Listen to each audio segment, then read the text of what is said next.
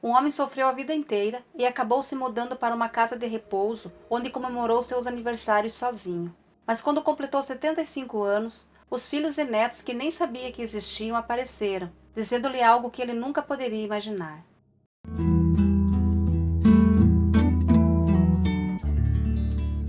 É difícil quando sua vida não vai de acordo com o planejado, quando não tem um final feliz ou pelo menos alguns momentos alegres. Joaquim desistiu da felicidade muitos anos atrás, e o seu modo de agir pode tê-lo levado a ter ainda mais dificuldades durante sua vida. Mas para ele era difícil ser diferente, ao menos era isso que ele dizia a si mesmo. Quando Joaquim tinha 6 anos, seu pai faleceu de um ataque cardíaco súbito. Quando ele estava com 16, perdeu a mãe em um acidente de carro e foi mandado para morar com sua avó, Jocélia. Para Joaquim, ela foi a melhor mulher do mundo, e muitas vezes ele acreditou que ela foi a última pessoa a amá-lo. Infelizmente, Jocélia partiu quando ele estava no segundo ano da faculdade, e Joaquim ficou sozinho até conhecer Carla. Ele achou que ela era o amor da sua vida. Joaquim achava ela tão bonita, tão amorosa. Ele chegou a pensar em pedi-la em casamento depois da formatura, mas apenas um mês antes da cerimônia, ela o trocou pelo seu colega Júlio. Bem, eu não sei o que dizer, ele disse aos dois e olhou para baixo. Será que devo fazer alguma coisa? Ele pensou. O que aconteceria se eu fizesse? Alguma coisa mudaria? Até hoje, Joaquim não sabia ao certo por que ela fez isso. Ele nem imaginava que ela estava lhe traindo com o colega. Mas Júlio vinha de uma família rica, e pensando bem, ele sabia que Carla dava muita importância ao dinheiro. Por isso, ele tentou seguir com sua vida. Joaquim conheceu Paula alguns anos depois e se casou. Ele nunca a amou como amou Carla. No fundo, ele sabia disso, mas ela era bonita e seu relacionamento era estável. O casal teve 2 filhas, Lúcia e Luísa. Elas eram a luz da sua vida. Joaquim queria dar um mundo para elas. Ele começou a trabalhar em turnos duplos e fazia todas as horas extras que podia, para proporcionar uma vida boa à sua família e para poder garantir uma boa faculdade mais tarde. Ele queria que elas tivessem o futuro mais brilhante do mundo. Infelizmente, suas escolhas o levaram a perder muito de seus eventos na vida. Joaquim não tinha ideia de que elas começaram a se ressentir dele, e Paulo alimentou essa animosidade. Eventualmente, ela pediu o divórcio e levou as filhas com ela. Elas não queriam nada com o pai, porque ele era um estranho para elas, aparentemente. Ele se culpou por isso. Joaquim acreditava que tivesse exagerado no trabalho, então nunca guardou rancor delas. Embora nos dias de hoje ele desejasse que elas ligassem ou viessem visitá-lo. Durante o divórcio, Paula tirou tudo dele. Joaquim teve de vender a casa da avó e ela ficou com a metade.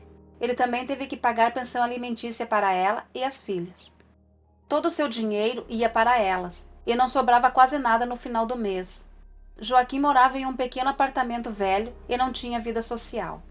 Foi o momento mais sombrio de sua vida, mas também o fez ver que ele não podia depender de ninguém. Joaquim estava sozinho nesta vida.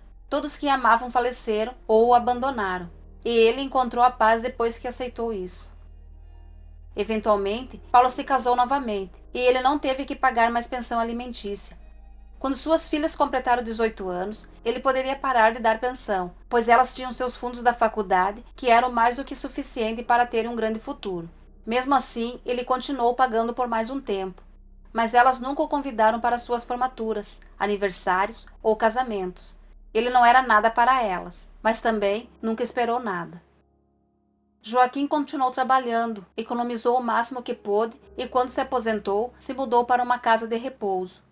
Ali, encontrou alguns moradores com quem podia jogar cartas à tarde, e a equipe sempre o tratou bem. Ele sabia que alguém pelo menos cuidaria dele quando estivesse velho demais para fazer isso sozinho. Mas agora, no seu aniversário de 75 anos, tudo em que conseguia pensar era em seus erros, seus arrependimentos. Joaquim estava em paz, mas a ideia de "e passava pela sua cabeça com frequência. A equipe da casa de repouso trouxe um bolo e cantou parabéns para ele, mas eles tiveram que sair e continuar trabalhando. Então, Joaquim estava comemorando sozinho, como sempre estaria. De repente, alguém bateu na porta. Deve ser um dos funcionários que vem levar o bolo que sobrou, ele pensou. Entre, Joaquim disse e abriu o livro que estava lendo na noite passada. Olá, disse uma voz estranha. Ele levantou a cabeça e olhou para cima. apenas para ver algumas pessoas desconhecidas entrando em seu quarto. Olá, quem são vocês? Posso ajudá-los? Ele perguntou. O senhor é o seu Joaquim? Um deles perguntou, e havia algo familiar nele, mas o idoso não sabia dizer por que sentia isso. Talvez ele já o tivesse conhecido antes, mas não tinha certeza. Sim, sou eu, mas pode me chamar de Joaquim. Não precisa nada de seu ou senhor. E você, quem é? Meu nome é Fernando. Esta é minha irmã Fátima e esses são os nossos filhos, Marcos, Roberta, William e Débora. O homem apresentou a todos, mas parou por um segundo. Continue, continue, Joaquim o encorajou, franzindo a testa. Nós somos seus filhos e netos, Fernando continuou falando. O mundo de Joaquim parou por alguns segundos. Filhos? Netos? Isso era impossível. Ele só tinha 2 filhas com a esposa, e embora soubesse que elas haviam se casado e tido filhos, elas nunca falavam com ele, muito menos trariam seus filhos até ali. Então ele balançou a cabeça. Sinto muito, eu só tenho 2 filhas, e elas me odeiam. Duvido que eu seja a pessoa certa. Talvez haja outro Joaquim aqui. Fátima se aproximou dele e disse, tem que ser o senhor. Mas é claro, precisaríamos de um teste de DNA para comprovar isso. Nossa mãe era a Carla e o nosso pai era o Júlio. O senhor se lembra deles? Como eu poderia esquecer deles? Por que vocês estão aqui, se são filhos do Júlio? Não somos filhos biológicos do nosso pai. Não tem como ser, e acabamos de descobrir isso. Estava no diário de nossa mãe que nosso tipo sanguíneo era inconsistente com o de nosso pai. Encontramos seus registros médicos também, e isso finalmente conectou os pontos.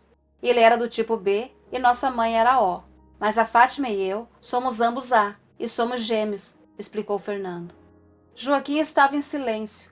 Ele estava tentando se lembrar do que aprendeu sobre os tipos sanguíneos no ensino médio.